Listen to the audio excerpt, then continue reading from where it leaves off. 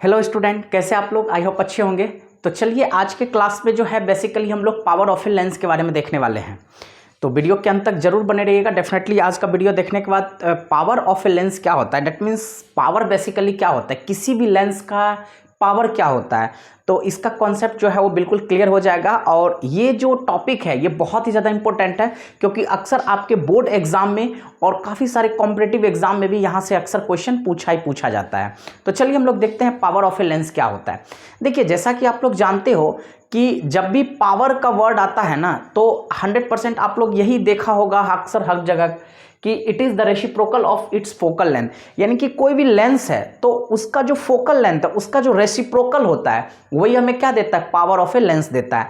लेकिन इसको हम लोग समझने का कोशिश करते हैं कि why power of a lens is the reciprocal of its focal length. यानी कि कोई भी लेंस का जो पावर होता है वो फोकल लेंथ का ही रेसिप्रोकल क्यों होता है, क्योंकि जब आप कोई भी लेंस फॉर्मूला को यूज करते हो, मान लीजिए मैं यहाँ पे लिख देता हूँ, सपोज कीजिए कोई लेंस फॉर्मूला है तो जिसको शॉर्ट फॉर्म में हम कह सकते हैं LF।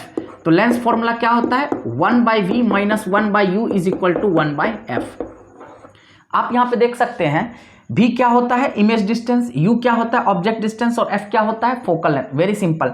तो हम यहाँ पे ये कह सकते हैं कि कोई भी लेंस का जो पावर है वो इमेज डिस्टेंस पे क्यों नहीं डिपेंड कर रहा है, ऑब्जेक्ट डिस्टेंस पे क्यों नहीं डिपेंड कर रहा है, क्यों वो फोकल लेंथ पे ही डिपेंड कर रहा है। दैट मीन्स क्यों वो फोकल लेंथ का ही रेसिप्रोकल है।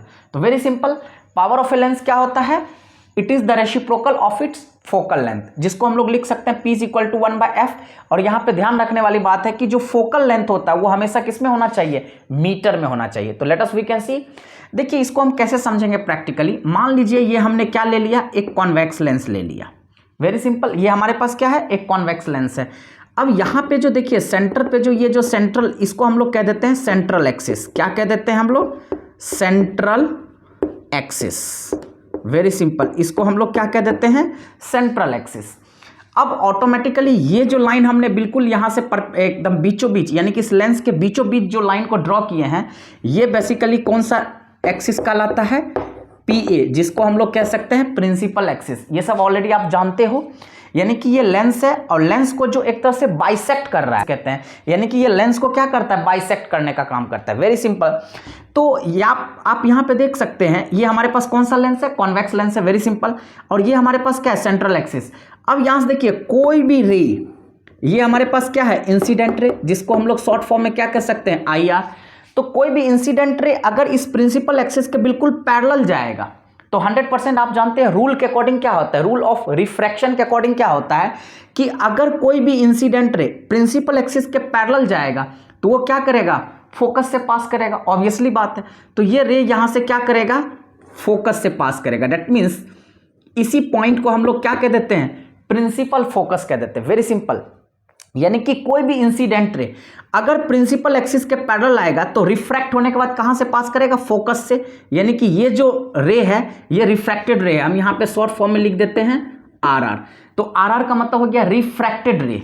RR का मतलब क्या हो रहा है, क्योंकि देखिए यहां पे रिफ्रैक्शन क्यों हो रहा है, लेंस है तो रिफ्रैक्शन हो रहा है, क्योंकि लाइट जो है वो इस लेंस को क्रॉस कर रहा है। तो कोई भी इंसिडेंट रेडिएशन जब किसी मीडियम को क्रॉस करता है तो कौन सा फेनोमेनन होता है, रिफ्रैक्शन। अगर मीडियम को क्रॉस नहीं करेगा तब जाकर के रिफ्लेक्शन होता है। Very simple. तो कोई भी इंसिडेंट रे अगर पैरेलल आया तो रिफ्रैक्ट होने के बाद प्रिंसिपल फोकस से पास किया। अब आप ये सोचिए कि अगर ये यहां से रिफ्रैक्ट नहीं होता तो ये रे बिल्कुल कैसे जाता, स्ट्रेट। हम इसको इमेजिन करके चलते हैं, इसलिए हम लोग डॉटेड लाइन से इंडिकेट करते हैं। दैट मीन्स अगर ये यहां से रिफ्रैक्ट नहीं होता तो बिल्कुल स्ट्रेट जाता हुआ नजर आता है। अब यहां पे देखिए इसको जाना चाहिए था स्ट्रेट, लेकिन ये यहां पे इस सेंट्रल एक्सिस से क्या हो गया, बेंड हो गया। तो यहां पे जो एंगल बना इसी एंगल को हम लोग क्या कहेंगे, थीटा। और ये एंगल क्या हो गया, तो यहां पे देख सकते हो आप, ये जो रिफ्रैक्टेड रे है ये बेसिकली कन्वर्ज हो रहा है। तो इसलिए हम इसको क्या कह सकते हैं, इस थीटा को एंगल ऑफ कन्वर्जेंस कह सकते हैं। क्या कह सकते हैं हम लोग, angle of convergence. Very simple. तो यहां से जो इंसिडेंट रे बिल्कुल पैरेलल जा रहा था और सेंट्रल एक्सिस से क्या हो गया, रिफ्रैक्ट हो गया, बेंड कर गया किसकी तरफ, फोकस के साइड में। तो अगर बेंड नहीं होता तो स्ट्रेट जाता। तो यहां पे यानी कि ये जो स्ट्रेट जाना चाहिए था वो कहीं ना कहीं हमारे पास किसके तरफ बिहेव कर रहा है, एक नॉर्मल के तरफ बिहेव कर रहा है। तो यहां से ये जो रिफ्रैक्टेड रे है वो बेंड हो गया कितना एंगल पे, थीटा एंगल पे। तो ये जो थीटा है यही एंगल ऑफ क्या है, कन्वर्जेंस है। अब ये एंगल ऑफ कन्वर्जेंस कितना होगा वो तो इस लेंस के किस पे डिपेंड करता है, एबिलिटी पे डिपेंड करता है। तो लेंस का जो एबिलिटी होता है ये किसी भी रिफ्रैक्टेड रे को कितना क्या कर सकता है, रिफ्रैक्ट कर सकता है, कितना कन्वर्ज कर सकता है लेंस के, इसी एबिलिटी को बेसिकली हम लोग क्या कह देते हैं, पावर कह देते हैं। क्योंकि ये जो एंगल ऑफ कन्वर्जेंस है वो किस पे डिपेंड करता है, इस लेंस के एबिलिटी पे डिपेंड करता है, और लेंस के इसी एबिलिटी को बेसिकली हम लोग क्या कह देते हैं, पावर कह देते हैं। यानी कि आप यहां से ये समझ सकते हैं कि एक तरह से देखा जाए तो angle of convergence, angle of convergence is directly proportional to power. Very simple, यानी कि लेंस के एबिलिटी को ही हम लोग क्या कह रहे हैं, पावर। तो दिस इंप्लाइज आप यहां पे लिख सकते हो theta directly proportional to P. आप इसको फर्स्ट इक्वेशन ले सकते हो, कहीं कोई दिक्कत वाली बात नहीं है। लेकिन इंटरेस्टिंग चीज है, अब देखिए इस सेंट्रल एक्सिस से यहां तक का जो डिस्टेंस है that will give you focal length. अब आप ये बताइए, अब यहीं पे कोई भी इंसिडेंट रे फिर क्या हो गया, यहां से ऐसे आया, आप बस समझिए ये इंसिडेंट रे है, तो ये बिल्कुल स्ट्रेट जाना चाहिए, ये क्या जाना चाहिए, स्ट्रेट। लेकिन यहां से ये किसकी तरफ पास किया, इसी फोकस की तरफ। सॉरी, आप यहां से फोकस नहीं दिखा सकते हैं, हाँ पैरेलल आया तो ये फोकस से ही पास किया, कोई दिक्कत वाली बात नहीं है क्योंकि लेंस का, ठीक है।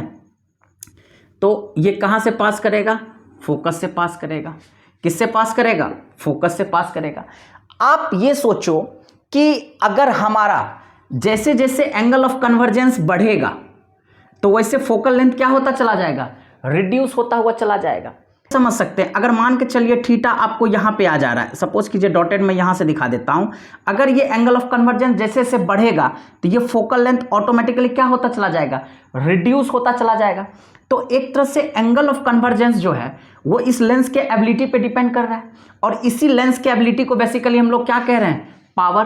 तो आपने ये नोटिफाई किया कि जैसे जैसे एंगल ऑफ कन्वर्जेंस इंक्रीज कर रहा है वैसे वैसे हमारा फोकल लेंथ क्या हो रहा है, रिड्यूस हो रहा है। तो एक तरह से आप कह सकते हैं थीटा जो है वो इन्वर्सली प्रोपोर्शनल टू क्या है, फोकल लेंथ। वेरी सिंपल, इसको हम क्या मान सकते हैं, सेकेंड इक्वेशन। यानी कि एंगल ऑफ कन्वर्जेंस अगर इंक्रीज करेगा तो फोकल लेंथ ऑटोमेटिकली क्या होता चला जाएगा, रिड्यूस होता चला जाएगा। तो आप यहां से बिल्कुल आइडेंटिफाई कर सकते हैं, अगर theta directly proportional to P है तो theta inversely proportional to 1/f है। तो आप to P first equation theta inversely proportional to 1/f। तो फ्रॉम 1 and 2 क्या हमारे पास कंक्लूजन निकल गया, p inversely proportional to 1/f। तो this implies p is equal to simply क्या लिख देते हैं हम लोग, 1/f। तो पावर ऑफ ए लेंस जो है वो रेसिप्रोकल फोकल लेंथ का क्यों है ये आपको बिल्कुल क्लियर समझ में आ गया। यानी कि एंगल ऑफ कन्वर्जेंस जो है उस लेंस के एबिलिटी का बिल्कुल डायरेक्टली प्रोपोर्शनल है, क्योंकि जितना ज्यादा एंगल ऑफ कन्वर्जेंस होगा इस लेंस का एबिलिटी भी उतना ही ज्यादा होगा, तो दैट मीन्स उसका पावर भी उतना ही ज्यादा होगा। लेकिन अगर एंगल ऑफ कन्वर्जेंस मेरा इंक्रीज करेगा तो आप समझ सकते हैं, देखिए जैसे अगर ये थीटा इंक्रीज करेगा तो ऑटोमेटिकली फोकल लेंथ क्या होता चला जाएगा, रिड्यूस होता हुआ चला जाएगा। तो आपने ये देखा कि एंगल ऑफ कन्वर्जेंस जो है वो इस फोकल लेंथ का क्या है, इन्वर्सली प्रोपोर्शनल। तो इसका मतलब है कि जो पावर है वो इन्वर्सली प्रोपोर्शनल टू किसका है, फ्रॉम 1 and 2 हम लिख सकते हैं p inversely proportional to 1/f। Proportionality यानी कि कांस्टेंट टर्म से रिप्लेस कर देंगे तो p is equal to 1/f, और जहां पे f हमेशा किस में होना चाहिए, मीटर में होना चाहिए। और इस पावर ऑफ ए लेंस का SI यूनिट क्या हो जाता है, तो इसका जो SI यूनिट है वो हम कह देते हैं d। d का मतलब होता है डायोप्टर, d का मतलब क्या होता है, डायोप्टर, DIOPTRE, यानी कि इसको हम लोग क्या कह देते हैं, डायोप्टर। तो वेरी सिंपल, अगर आपसे कोई पावर ऑफ लेंस का SI यूनिट पूछे तो आप क्या लिख सकते हो, डायोप्टर। अब डायोप्टर इज इक्वल टू क्या, देखिए अगर 1 डायोप्टर लिखते हैं तो 1 अपॉन में क्या हो जाएगा, मीटर। यानी कि दिस इंप्लाइज हम लिख सकते हैं 1 dioptre is equal to 1 metre inverse. Very simple, तो इसमें कहीं कोई दिक्कत नहीं है, क्योंकि 1 अपॉन में मीटर होगा तो मीटर को अगर ऊपर लिखेंगे तो मीटर इनवर्स हो जाएगा। तो 1 डायोप्टर इज इक्वल टू क्या हो जाएगा, 1 मीटर इनवर्स। Very simple. अब ये चीज हमने किस में देखा, कॉन्वेक्स के केस में। इसी चीज को हम चाहे तो कॉनकेव लेंस के केस में भी देख सकते हैं। जैसे देखिए मैं आपको रफली यहां पे समझाता हूं। एक्चुअली देखिए क्या है, जो कॉन्वेक्स लेंस है वो तो कन्वर्जिंग लेंस में, कन्वर्जिंग लेंस उसको कहते हैं, लेकिन जो कॉनकेव लेंस होता है उसको हम लोग डाइवर्जिंग लेंस कहते हैं, क्योंकि ये रिफ्रैक्टेड रे को क्या करता है, डाइवर्ज करने का काम करता है, लेकिन वहीं पे जो कॉन्वेक्स लेंस होता है ये रिफ्रैक्टेड रे को कन्वर्ज करने का काम करता है। Very simple.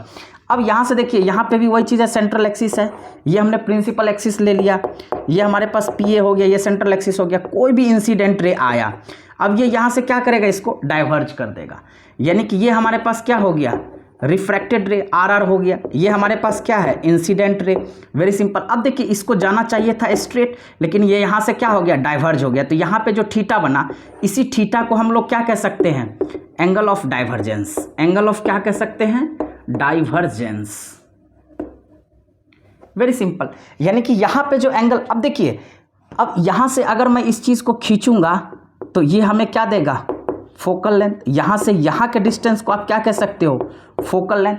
तो बिल्कुल ध्यान देने वाली बात है, अगर ये रे जैसे जैसे ऊपर की तरफ उठे, यानी कि एक तरह से एंगल ऑफ डाइवर्जेंस जैसे से इंक्रीज करेगा, दैट मीन्स अगर रे यहाँ से रिफ्रैक्ट हो रहा है तो एंगल ऑफ डाइवर्जेंस क्या हो रहा है, इंक्रीज कर रहा है। तो एंगल ऑफ डाइवर्जेंस भी यहाँ पर अगर इंक्रीज करेगा तो इसका मतलब इस लेंस का एबिलिटी उतना ही, जितना ज़्यादा इस लेंस का एबिलिटी होगा, एंगल ऑफ डाइवर्जेंस भी उसी पे डिपेंड करेगा। यानी कि एक तरह से यहाँ भी थीटा जो है वो क्या हो गया, डायरेक्टली प्रोपोर्शनल टू पी।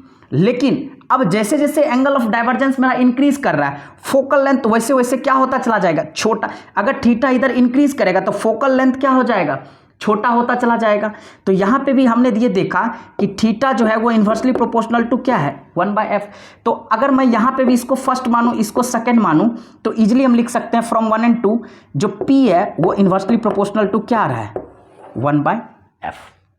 तो चाहे कन्वर्जेंस के केस में हो या डाइवर्जेंस के केस में हो, आपको ये हमेशा याद में रखना है कि बिल्कुल कोई भी, चाहे कॉन्वेक्स लेंस हो या कॉनकेव लेंस हो, लेंस का जो एबिलिटी होता है वो डिपेंड करता है उसके एंगल ऑफ कन्वर्जेंस और एंगल ऑफ डाइवर्जेंस के ऊपर। यानी कि एक तरह से एंगल ऑफ कन्वर्जेंस और एंगल ऑफ डाइवर्जेंस जो होता है वही लेंस का एबिलिटी होता है, और उसी को बेसिकली हम लोग क्या कह देते हैं, पावर कहते हैं। तो लेंस का जो पावर होता है वो एंगल ऑफ कन्वर्जेंस या एंगल ऑफ डाइवर्जेंस का बिल्कुल क्या होता है, डायरेक्टली प्रोपोर्शनल होता है। लेकिन जो एंगल ऑफ कन्वर्जेंस या एंगल ऑफ डाइवर्जेंस होता है वो इस लेंस के एबिलिटी का क्या होता है, डायरेक्टली प्रोपोर्शनल होता है।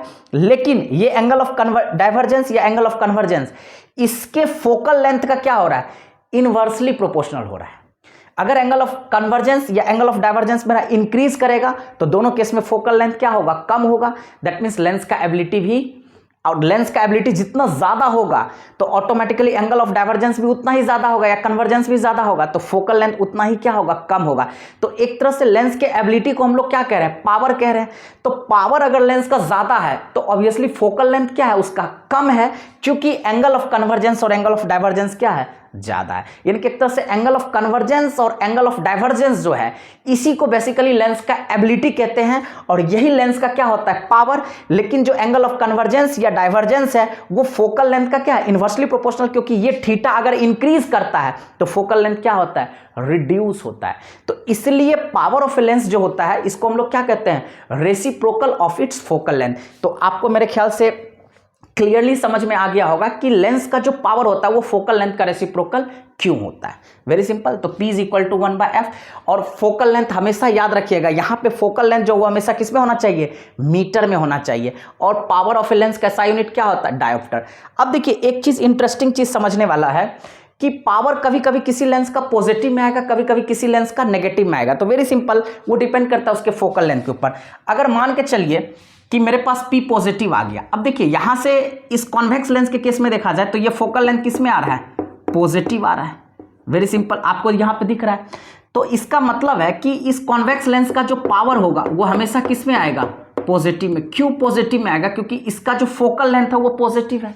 वहीं पे अगर मैं कॉनकेव लेंस के बारे में बात करूं तो इसका फोकल लेंथ किस में है, लेफ्ट में है। तो इस केस में इसका फोकल लेंथ क्या है, नेगेटिव। तो ऑटोमेटिकली जो इसका पावर होगा वो भी क्या हो जाएगा, नेगेटिव में। यानी कि अगर पावर किसी भी लेंस का नेगेटिव में है तो 100% नेचर में लेंस कैसा होगा, कॉनकेव होगा। लेकिन अगर किसी भी लेंस का पावर पॉजिटिव में आ रहा है तो 100% लेंस नेचर में कैसा होगा, कॉन्वेक्स होगा। तो इससे ये जस्टिफाई, तो डॉक्टर के पास जब भी आप आई को टेस्टिंग के लिए जाते हैं, आई को दिखाने के लिए जाते हो, तो डॉक्टर जब आपको प्रिस्क्राइब करके पावर लिख के देता है एक पेपर पे, तो आप वहां पे देखिए कि आपका माइनस में है या प्लस में। अगर माइनस में है तो 100% आपको किस लेंस की रिक्वायरमेंट है, कॉनकेव की। अगर आपका पावर पॉजिटिव में है तो इसका मतलब आपको किस लेंस की रिक्वायरमेंट है, कॉन्वेक्स लेंस की। ऑलरेडी हम डिफेक्ट ऑफ विजन में इस चीज को एक्सप्लेन कर चुके हैं। यानी कि अगर आपके पास मायोपिया, जिसको हम लोग क्या कहते हैं, शॉर्ट साइटेडनेस, नजदीक का चीज बहुत अच्छे से दिखाई देगा लेकिन दूर का चीज अच्छे से दिखाई नहीं देगा, तो उसको करेक्ट करने के लिए किसको यूज करते हैं हम लोग, कॉनकेव लेंस को यूज करते हैं। लेकिन वहीं पे अगर आपको हाइपरमेट्रोपिया हो जाएगा, जिसको हम लोग फार साइटेडनेस, उसमें दूर का चीज अच्छे से दिखाई देगा लेकिन शॉर्ट का चीज अच्छे से दिखाई, नजदीक का चीज अच्छे से दिखाई नहीं देगा, तो उसको करेक्ट करने के लिए किस लेंस को यूज करते हैं, इसी कॉन्वेक्स लेंस को यूज करते हैं। और नेक्स्ट हमारे पास प्रेस बायोपिया, उसके लिए हम बाइफोकल लेंस को यूज करते हैं, उसमें कॉन्वेक्स और कॉनकेव दोनों यूज करते हैं, जो कि काफी ओल्ड स्टेज में होता है।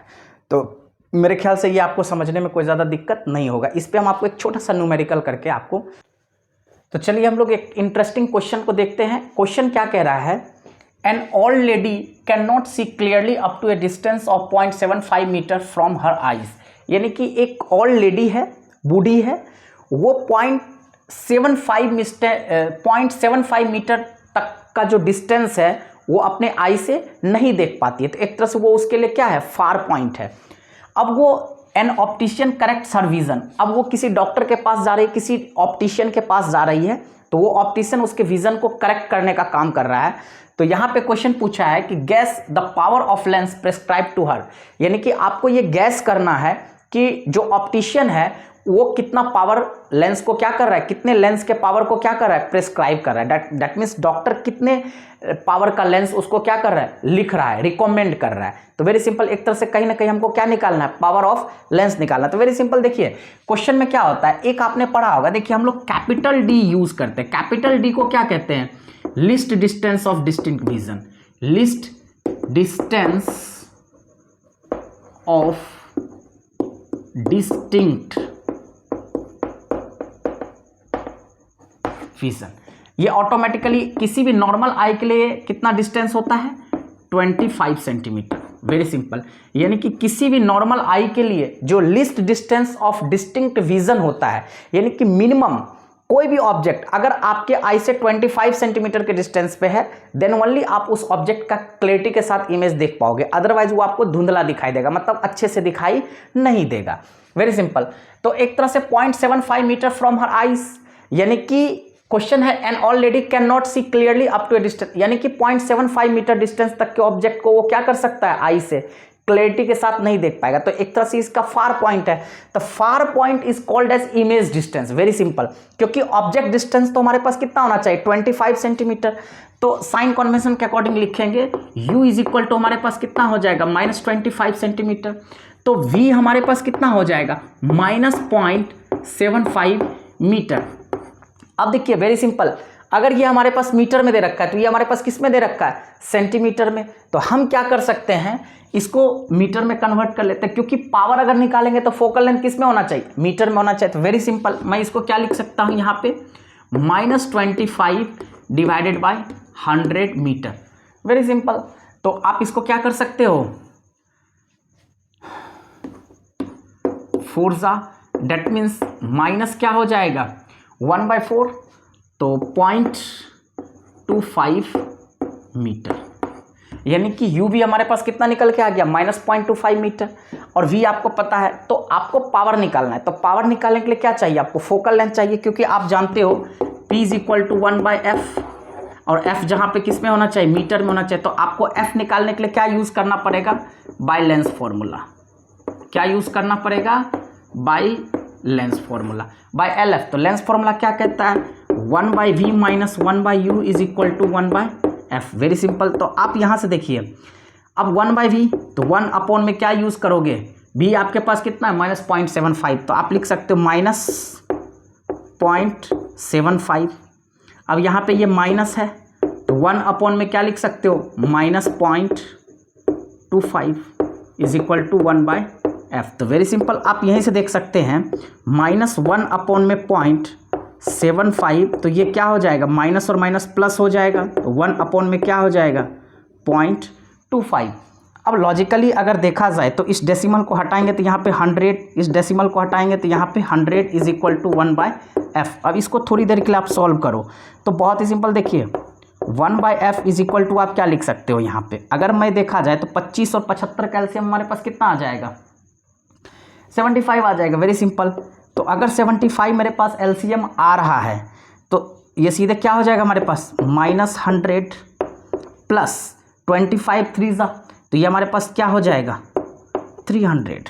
तो हम यहाँ से सॉल्व कर सकते हैं 1/f इज इक्वल टू हमारे पास कितना आ गया, देखिए -100 प्लस 300, 300 माइनस 100 कितना हो जाएगा, +200 अपॉन में क्या हो जाएगा 75। अब इसको कटिंग कर सकते हैं आप 25 से, 25 3 ज़ा और 25 8 जा क्या हो जाएगा हमारे पास, 25 8 जा हमारे पास क्या हो जाएगा, 25 4 जा 100, तो 25 8 जा कितना हो जाएगा 200। Very simple. तो हमारे पास कितना आ गया 8/3। अगर हम इसको कन्वर्ट करें डेसिमल में तो ऑटोमेटिकली देखिए हमारे पास जो फोकल लेंथ होना चाहिए वो फोकल लेंथ कितना होना चाहिए, तो देखिए 1/f इज इक्वल टू 8/3 आ गया। तो this implies f is equal to हमारे पास कितना हो गया, रेसिप्रोकल करेंगे तो 3/8। अब इसको डेसिमल में करेंगे तो पॉइंट, अब ये हमारे पास किस में आ गया 0.0 आ गया। तो 8 3 ज़ा 24, क्या हो गया यहाँ पे 8 3 ज़ा 24, तो 30 में से 24 चला गया, कितना बचा 6, तो 6 है, तो 8 7 जा, यानी कि एक तरह से देखा जाए तो f इज इक्वल टू हमारे पास कितना आ गया +0.37 डायोप्टर। यानी कि क्लियर पता चल गया इज इक्वल टू क्या हो जाएगा 1/f। तो this implies p is equal to हमारे पास कितना हो जाएगा 1/f। तो 1 अपॉन में f के जगह हम क्या लिखेंगे 3/8, तो ये क्या हो जाएगा 8/3। तो दिस इंप्लाइज p जो होगा वो हमारे पास कितना हो जाएगा, आप इसको डेसिमल को ड्राइव कर सकते हैं, 3 2 जा 6 2, और यहाँ पे क्या निकला 2 0, 3 6 जा 3 6 जा, यानी कि 2.67 डायोप्टर। सॉरी यहाँ पे डायोप्टर लिख दिया, यहाँ पे मीटर लिखना चाहिए ना मेरे को, क्योंकि फोकल लेंथ किस में होना चाहिए, मीटर में होना चाहिए। Very simple. तो यहाँ पे हमने फोकल लेंथ निकाला, फोकल लेंथ हमारे पास कितना हो गया +0.37 मीटर, लेकिन हम पावर जब निकालेंगे तो power is the reciprocal of its focal length. तो p is equal to 1/f, f के जगह पर हमारे पास वैल्यू क्या था 3/8, 3/8 रखेंगे तो 8/3 हो जाएगा। Very simple. तो ये हमारे पास पावर जो होगा, यानी कि जो ऑप्टिशियन जो उसको लेंस का पावर लिखेगा वो कितना पावर का लिखेगा +2.67 डायोप्टर का, यानी कि ये पावर किस में आ जाएगा पॉजिटिव में आ जाएगा, यानी कि हमारे पास जो पावर निकला वो +2.67 डायोप्टर का निकल गया। यानी कि ऑप्टिशियन जो उस लेडी को लेंस का पावर लिखेगा वो कितना लिखेगा +2.67 डायोप्टर। Very simple. तो अगर पावर हमारे पास पॉजिटिव में है तो ये फोकल लेंथ से ही पता चला, फोकल लेंथ पॉजिटिव में आ गया, इसका मतलब कॉन्वेक्स लेंस है। कॉन्वेक्स लेंस का मतलब वो लेडी किस प्रॉब्लम से, किस टाइप का डिफेक्ट ऑफ विजन से सफर कर रही है, हाइपरमेट्रोपिया। क्योंकि हाइपर